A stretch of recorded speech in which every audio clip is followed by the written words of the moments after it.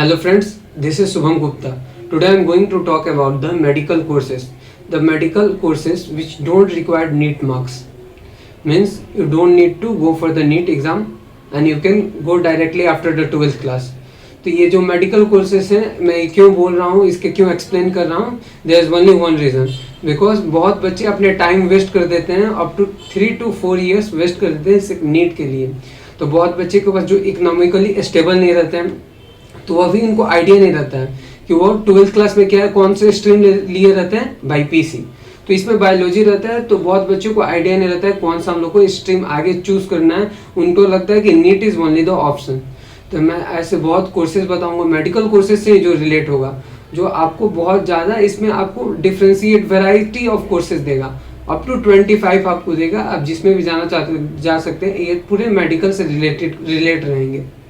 Every year 15 to 16 lakh people appear for the NEET. Out of 15 to 16 lakh, only 15,000 people get selected. तो ये जो 15,000 बच्चे select होते हैं, तो ये जो प्रिपेयर करते हैं, ये 2-3 साल से नहीं, 3 से 4 साल से प्रिपेयर करते रहते हैं. उनकी वजह से क्या होता है कि उनको बहुत प्रेशर रहता है उन पे भी, और उनको आइडिया नहीं रहता है कि कौन सा कोर्स लें, कि वो अनवेयर रहते हैं मेडिकल कोर्सेज से, कि वो बाईपीसी लिए रहते हैं. आप कोई बाईपीसी स्टूडेंट से पूछोगे कि तुमको कौन कोर्स करना है, तो एक ही बोलेगा नीट, कि उसको आइडिया नहीं रहता है कि कौन सा कोर्सेज उसको लेना चाहिए. तो मैं इसलिए आपको बता रहा हूँ कि आपका टाइम जो है वो टाइम ये आपको बचा के रखेगा. कि आप इसी में मान लो कि नीट के प्रिपेयर करते रहोगे और इसमें बहुत आपका टाइम निकल गया, तो ये आपके लिए भी वेस्ट है, आपके पेरेंट्स के लिए वेस्ट है, आपका मनी वेस्ट हो रहा है. तो मैं आपको बता रहा हूँ कि ये जो कोर्सेस हैं ये आपको सिर्फ 12th के बेसिस पे आपका एग्जाम लेंगे, सिर्फ 12th के बेसिस पे. और इसमें क्या रहता है, एंट्रेंस एग्जाम रहता है, और जो एंट्रेंस एग्जाम भी रहेगा वो भी सिर्फ 12th से रिलेट करेगा, उससे ज़्यादा नहीं पूछेगा. और 12th क्लास में आप अच्छा मार्क्स लेके आओगे तो ये आपको डायरेक्ट भी ले सकते हैं. My self Shubham Gupta, I am doing optometry. Optometry is also a course in the medical field only which don't require NEET marks. So I am in the second year now. I am in Chennai. I am doing at the Dr. Agarwal Institute of Optometry here in the Chennai. And this one, the Dr. Agarwal, it has its own institute which is affiliated with the university. तो इसमें जो doctor Agarwal है ये बहुत famous hospital है in India. In India there are 3 to 5 famous hospital for the eye. तो जो famous hospital है आई के लिए मैं उनका नाम बता दे रहा हूँ. जैसे डॉक्टर अग्रवाल हो गया, it has more than 120 branches in India. फिर शंकर नेत्रालय हो गया, it is famous in India. You can say outside of the India also people from Bangladesh and the people from the south Africa they come for the treatment here in the Chennai. And doctor Aurobindo हो गया. तो ये सब जो hospital का मैं नाम बताया हूँ ये आई से रिलेटेड है, ये आई के लिए हॉस्पिटल है. तो इसीलिए जो आई का है, तो इसमें आई में बीएससी ऑप्टोमेट्री होता है. तो बीएससी ऑप्टोमेट्री मतलब क्या होता है कि आप इसमें स्पेक्ट्स प्रिस्क्राइब कर सकते हो. You can even diagnosis the patient. और इसमें करने के बाद आप ये कर लोगे ये कोर्स, तो there is a high possibility of the placement also. या you can go to your home town and you can start the clinic there. या इसमें आपको अगर नहीं करना है, हॉस्पिटल से रिलेट नहीं करना है, तो आप रिसर्च टीम में भी जा सकते हो. जैसे आप ये नाम सुने होंगे लेंसकार्ट, या बहुत सारे ऐसे जो आई से रिलेटेड एस्पेक्ट्स बनाते हैं, या जो लेंस बनाते हैं, जो कॉन्टैक्ट लेंस बनाते हैं, ऐसे कंपनी है जो इस ऑप्टोमेट्री के फील्ड के बच्चों को हायर करते हैं. तो जो ऑप्टोमेट्री के फील्ड के बच्चों को हायर करते हैं उनका सैलरी भी अच्छा रहता है. तो इसमें आपको रिसर्चर भी बन सकते हो अगर आपको हॉस्पिटल में काम नहीं करना है तो इसका जो फ्यूचर है बहुत अच्छा है इसका फ्यूचर. और जो मैं कोर्सेज आगे बताने वाला हूँ उसका भी फ्यूचर बहुत बेस्ट है. कि बहुत लोग इससे अनवेयर हैं कि कौन कौन सा कोर्सेज है मेडिकल फील्ड में जो नीट से नहीं रिक्वायर्ड करता है. तो बहुत लोग इससे अनवेयर हैं और बहुत लोग नहीं जानते हैं कि कौन सा कोर्स लेना चाहिए. इसीलिए अभी जो लोग ये कर रहे हैं कोर्सेज, उनका पॉसिबिलिटी ज़्यादा है हायर होने का. They are private deemed universities and the government universities which provide this courses.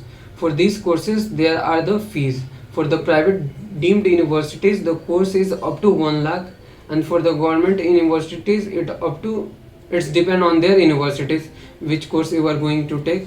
And it's for the government universities you have to get above 90% marks in the 12th class, and even they will take entrance exam for the selection. So for the future, it is very good courses which I am going to talk. For the courses which I talked about, the medical courses in BSc Optometry, I already explained about the BSc Optometry and their placement and everything I told about. The next I am going to talk about the BSc in the Operation Theatre Technology. तो operation theatre technology ये किससे relate करता है?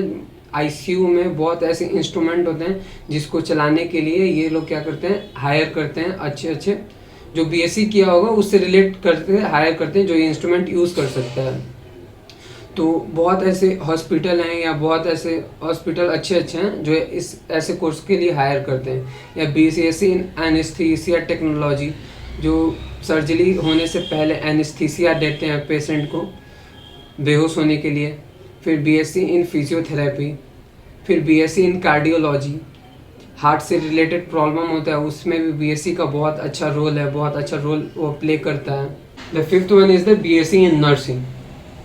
The sixth one is the BSc in radiography. The seventh one is the BSc in physician assistant. The eighth one is the BSc in diabetic care. The ninth one is the BSc in emergency medical care technology. तो ये भी जो है emergency medical care technology ये भी ICU से related है. जब ऐसा कुछ जब emergency आता है तो उसमें भी डॉक्टर के साथ साथ ये भी assist करते हैं.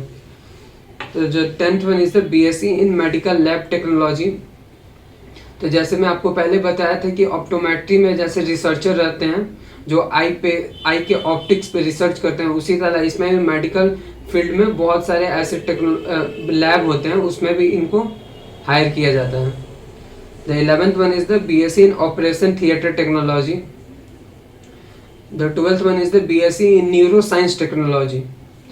तो न्यूरो साइंस से रिलेटेड है, मतलब जो नर्व से रिलेटेड है. The 13th one is the BSc in real dialysis technology. Renal dialysis मतलब होता है किडनी से रिलेटेड. तो जो किडनी का प्रॉब्लम होता है इसमें भी इनको हायर करते हैं, इसका भी अच्छा है. The 14th one is the BSc in radiotherapy technology. The 15th one is the BSc in audiology और स्पीच थेरेपी. तो बहुत लोगों को बोलने में और सुनने में प्रॉब्लम होता है तो उसके लिए भी ये कोर्स है ऑडियोलॉजी एंड स्पीच थेरेपी. इसमें क्या करते हैं कि आप असिस्ट करते हैं जो जिनको बोलने में और सुनने में प्रॉब्लम होता है उनको असिस्ट करते हैं. और the 16th one is the BSc in respiratory therapy.